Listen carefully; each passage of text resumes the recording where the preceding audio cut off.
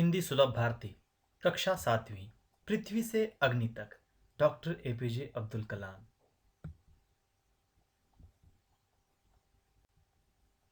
इनका जन्म 15 अक्टूबर 1931 रामेश्वरम तमिलनाडु में हुआ है और इनकी मृत्यु 27 जुलाई 2015 में हुई है।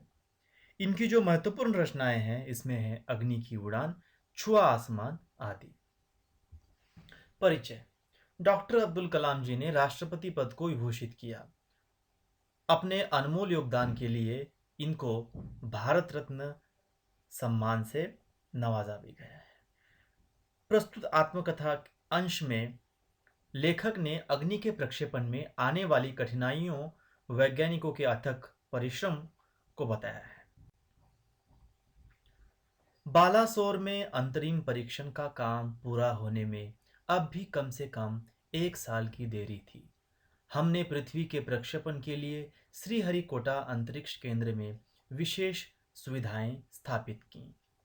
इनमें से एक लॉन्च पैड, ब्लॉक हाउस, नियंत्रण उपकरण तथा चलित दूरमिति केंद्र शामिल थे। तो देखिए, बालासोर नाम की जो जगह है वह है उड़ीसा में और यहाँ पर यह सब काम चल रहा था।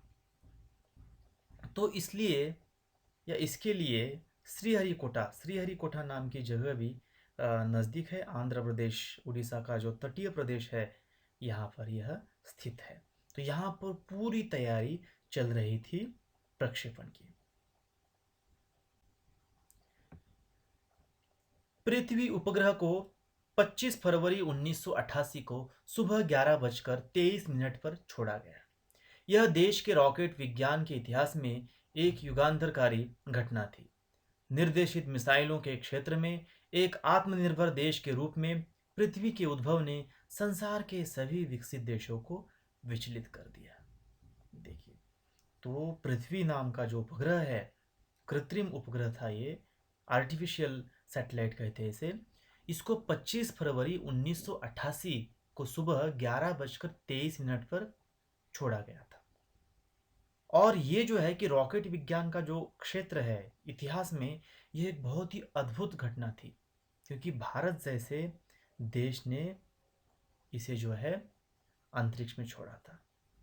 और यह देखकर जो है, यह खबर जब जैसे ही संसार में फैल गई, संसार के जो डेवलप देश थे, अमेरिका हो, फ्रांस हो, जापान हो, रशिया हो, तो ये बेचैन हो गए कि अरे भारत जैसा देश भी यह कार्य कैसे कर सकता।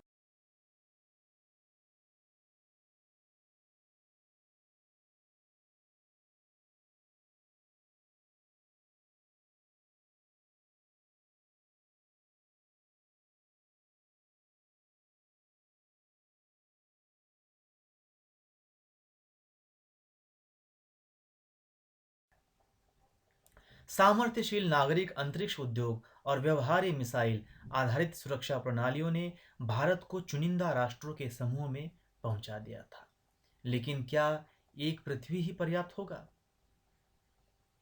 क्या 4-5 मिसाइल प्रणालियों का स्वदेशी विकास हमें पर्याप्त रूप से ताकतवर बना पाएगा?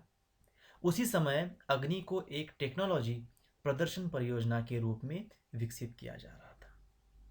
देखिए, पृथ्वी के उड़ान से पृथ्वी को अंतरिक्ष में भेजने के कारण भारत कुछ सिलेक्टेड देशों की सूची में, समूह में आ पहुंचा था।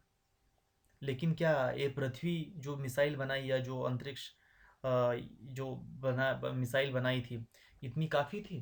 नहीं, और भी कुछ इसके लिए करना चाहिए था, और भी हमें ताकतवर बनना चाहिए था। यह इनके दिमाग में चल रहा है, अब अब्दुल कलाम जी के दिमाग में चल रहा है। तो उस समय अग्नि को एक टेक्नोलॉजी के रूप में डेवलप किया जा रहा था।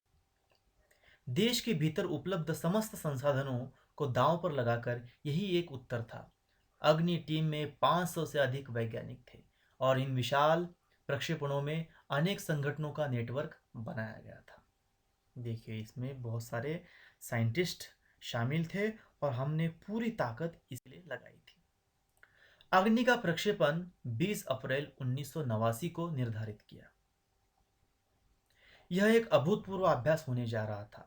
अंतरिक्ष प्रक्षेपण यान के विपरीत मिसाइल प्रक्षेपण में व्यापक स्तर पर सुरक्षा संबंधी खतरे शामिल होते हैं। प्रक्षेपण की पूर्व तैयारी की सारी गतिविधियां तय कार्यक्रम के अनुसार पूरी हो गई थी। तो देखिए कि अंतरिक्ष प्रक्षेपण यान और मिसाइल प्रक्षेपण, इसमें जो सुरक्षा संबंधित खतरे होते हैं वो अलग अलग होते हैं। मतलब ये दोनों अलग प्रकार के प्रक्षेपण होते हैं। और अग्नि का प्रक्षेपण जो है 20 अप्रैल 1989 को निर्धारित किया गया था और इसकी तैयारी पूरी हो चुकी थी।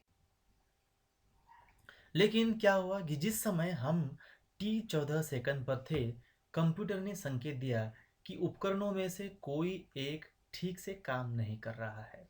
इसे तुरंत सुधार लिया गया। इस बीच निचली रेंज केंद्र ने होल्ड के लिए कहा।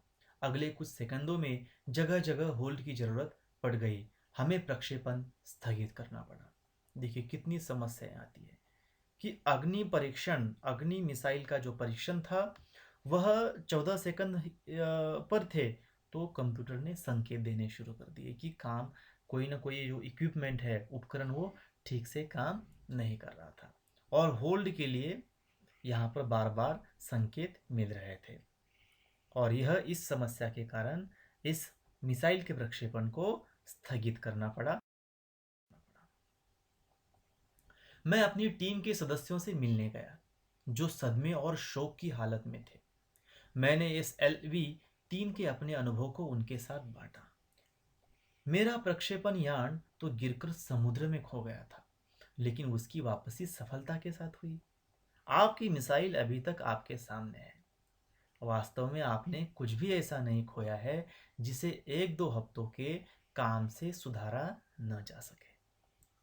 इस विवरण ने उन्हें जड़ता की हालत से झकझोर कर बाहर निकाल लिया और सारी की सारी टीम उपप्रणालियों की जांच और उन्हें ठीक करने के काम में फिर से जुट गई। देखिए कि ये अग्नि परीक्षण, मिसाइल परीक्षण में अनेक बाधाएं, समस्याएं आने के कारण वहाँ के जो दूसरे वैज्ञानिक थे वो सदमे और शोक में आ गए थे, हताश हो गए थे। तब अपने अनुभव अब्दुल कलाम जी ने उनके साथ बांटे और कहा कि मेरा प्रक्षेपण यान जो था वो समुद्र में गिर गया था, लेकिन फिर भी उसकी सफलतापूर्वक वापसी हुई थी और आपका मिसाइल तो आपके सामने है। तो अगर देखा जाए तो आपका कुछ बिगड़ा नहीं है, आपका कुछ गया ही नहीं है। आप थोड़ा सा कुछ अगर मेहनत करते हैं तो फिर से यह इसको सुधारा जा सकता है। तो इस प्रेरणा के कारण, इस मोटिवेशन के कारण जो है वह वैज्ञानिक फिर से काम के लिए जुट गए। अगले 10 दिन तक दिन रात चले विस्तृत विश्लेषण के बाद हमारे वैज्ञानिकों ने मिसाइल को 1 मई 1989 को प्रक्षेपण के लिए तैयार कर लिया। लेकिन स्वचालित कंप्यूटर जांच अवधि के दौरान T10 सेकंड पर एक होल्ड का संकेत दिखाई पड़ा। प्रक्षेपण फिर एक बार स्थगित करना पड़ा। रॉकेट विज्ञान के क्षेत्र में इस तरह की चीज़ें बहुत आम है और अक्सर अन्य देशों में भी होती रहती है। तो देखिए कि अपने अनुभव यहाँ पर अब्दुल कलाम जी बांट रहे हैं और फिर इसके बाद मोटिवेशन के बाद फिर से सब जुट गए, तैयारी की गई, तारीख फिक्स की गई। लेकिन फिर भी T10 सेकंड पर जब थे तब वोल्ट के संकेत फिर से मिल गए। और ऐसी घटनाएं जो होती है कि रॉकेट विज्ञान के क्षेत्र में हर जगह होती है। ऐसा नहीं कि अमेरिका में होती नहीं, रशिया में होती नहीं, फ्रांस, इंग्लैंड, जापान में नहीं होती है, तो हर जगह होती है। मैंने DRDL, RCI परिवार के 2000 से भी अधिक सदस्यों को संबोधित किया। बहुत मुश्किल से ही कभी किसी प्रयोगशाला या R&D संस्थान को देश में पहली बार अग्नि जैसी प्रणाली विकसित करने का अवसर मिलता है। यह महान अवसर हमें दिया गया है। स्वाभाविक रूप से बड़े अवसर अपने साथ बराबर की चुनौतियां लेकर आते हैं। हमें हिम्मत नहीं हारनी चाहिए। समस्याओं को हमें हराने का मौका नहीं देना चाहिए। देश को हमसे सफलता से कुछ कम भी पाने का अधिकार नहीं है। आइए सफलता को लक्ष्य बनाएं। इस प्रकार से जो है अब्दुल कलाम जी ने संबोधित किया और इसको एक अवसर माना, एक मौका माना, जिससे वैज्ञानिक और भारत का नाम और मिसाइल के क्षेत्र में भारत का नाम और आगे जाने वाला।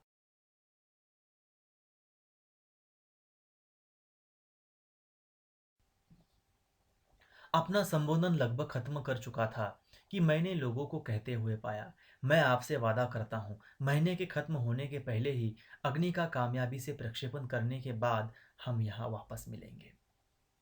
यह किसी आश्चर्य से कम नहीं था कि कैसे सैकड़ों कर्मचारियों ने लगातार काम करके प्रणाली की तैयारी का काम स्वीकार्यता परीक्षणों सहित केवल 10 दिन में पूरा कर डाला।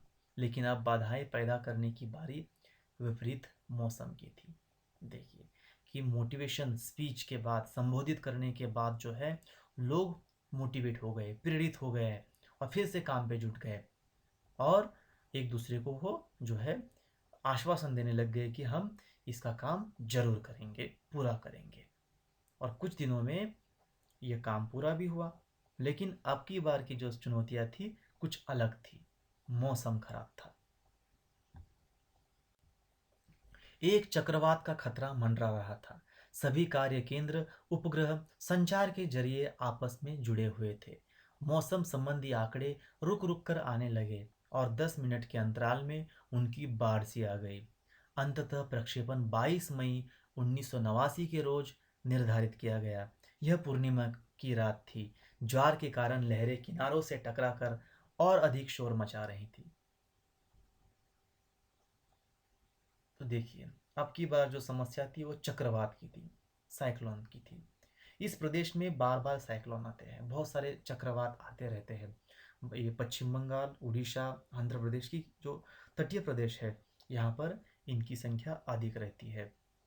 और ये जो मौसम संबंधी जो बिगड़ते हुए आंकड़े थे, वह बार बार आने लग गए थे और अधिक मात्रा में आने लग गए थे। इस कारण से प्रक्षेपण निर्धारित समय पर ही किया गया था। लेकिन और ये पूर्णिमा की रात थी और ज्वार के कारण लहरें किनारों से टकराकर और अधिक शोर मचा रही थी। ज्वार के समय क्या होता है, समुद्र का पानी जो होता है वो जमीन की ओर आ जाता है, बहने लग जाता है। तो इस कारण से किनारों से जो है लहरों को टकराने का जो सिलसिला था वह शुरू था। क्या हम अग्नि के प्रक्षेपण में कल सफल होंगे? यह सवाल हमारे दिमागों में सबसे ऊपर था। लेकिन हम में से कोई भी उस सुंदर रात के जादू को खंडित करना नहीं चाहता था। एक लंबी खामोशी तोड़ते हुए आखिरकार रक्षा मंत्री महोदय ने मुझसे पूछा, कलाम, कल तुम अग्नि की कामयाबी का जश्न मनाने के लिए मुझसे क्या उपहार चाहोगे? देखिए कि यहाँ पर वैज्ञानिकों के दिमाग में कुछ अलग चल रहा है कि यह अग्नि का प्रक्षेपण सफल होगा या नहीं होगा। और इनमें से कोई भी उस सुंदर रात के जादू को खंडित करना नहीं चाहता था। लेकिन रक्षा मंत्री ने इसे पहचान लिया और उन्होंने कहा कि ये सफल होने वाला है। और उन्होंने अब्दुल कलाम जी से गिफ्ट भी मांगा। गिफ्ट देने के लिए मतलब उनको बताया कि आपको कौन सा गिफ्ट चाहिए, कौन सा उपहार चाहिए। यह एक मामूली सा सवाल था, लेकिन मैं तत्काल इसका कोई भी जवाब नहीं सोच पाता। मैं क्या चाहता था, क्या था जो मेरे पास नहीं था? कौन सी चीज़ मुझे और खुशी दे सकती थी? और तब मुझे जवाब मिल गया, हमें आरसीआई में लगाने के लिए 1 लाख पौधों की ज़रूरत है। मैंने कहा। अगले दिन सुबह 7:10 पर अग्नि मिसाइल प्रज्वलित हो उठी। यह एक परिपूर्ण प्रक्षेपण था। सभी उड़ान मानक पूरे हुए। देखिए, तो रक्षा मंत्री से अब्दुल कलाम जी ने 1 लाख पौधे मांगे जो वहाँ लगाने थे। ये बड़े व्यक्ति जो होते हैं ऐसे ही होते हैं, जो अपने लिए कुछ नहीं चाहते, वो दूसरों के लिए मांगते हैं। और परीक्षण प्रक्षेपण सफल भी हो उठा। अग्नि की उड़ान सफल हो गई थी। यह एक दुस्वप्न भरी नींद के बाद एक खूबसूरत सुबह में जागने जैसा था। हम अनेक कार्य केंद्रों पर जांच, 5 साल की कड़ी मेहनत के बाद लॉन्च पैड पर आए थे। पिछले 5 हफ्तों में गड़बड़ियों की एक श्रृंखला की अग्नि परीक्षा से गुजर रहे थे, लेकिन अंततः हमने यह करके दिखाया। तो देखिए, अंत में जो है अब्दुल कलाम जी ने यह प्रक्षेपण सफल बनवाया। बहुत मेहनत लेनी पड़ी, बहुत मेहनत करनी पड़ी। लेकिन बार अंत में इसका जो जश्न था, सफलता थी, वो बहुत ही अच्छी थी। यह मेरे जीवन के महानतम क्षणों में से एक था। सिर्फ 600 सेकंड्स की भव्य उड़ान ने हमारी सारी थकान को एक पल में धो डाला। सालों की मेहनत का क्या शानदार नतीजा मिला। देखिए कि अब्दुल कलाम जी के जीवन का यह एक महानतम महान क्षण था, महान समय था। और 600 सेकंड में ही जब अग्नि मिसाइल ने उड़ान भरी, तो 5 वर्ष तक जो लगातार मेहनत कर रहे थे वैज्ञानिक, उनकी थकान मिट गई। सालों की मेहनत का क्या शानदार नतीजा मिला था उनको। इतनी मेहनत के बाद परिणाम तो अच्छे होने ही वाले हैं, खुशी तो बहुत होने ही वाली है। तो इस प्रकार से पृथ्वी से लेकर अग्नि तक का जो सफ़र है इस पाठ में दिया गया है। यहाँ पर एक लिंक भी बताई है, उसको उसको खोलिए, उसको देखिए। इसमें आकर्षक वीडियोज़ हैं जो आपको काम देंगे। धन्यवाद।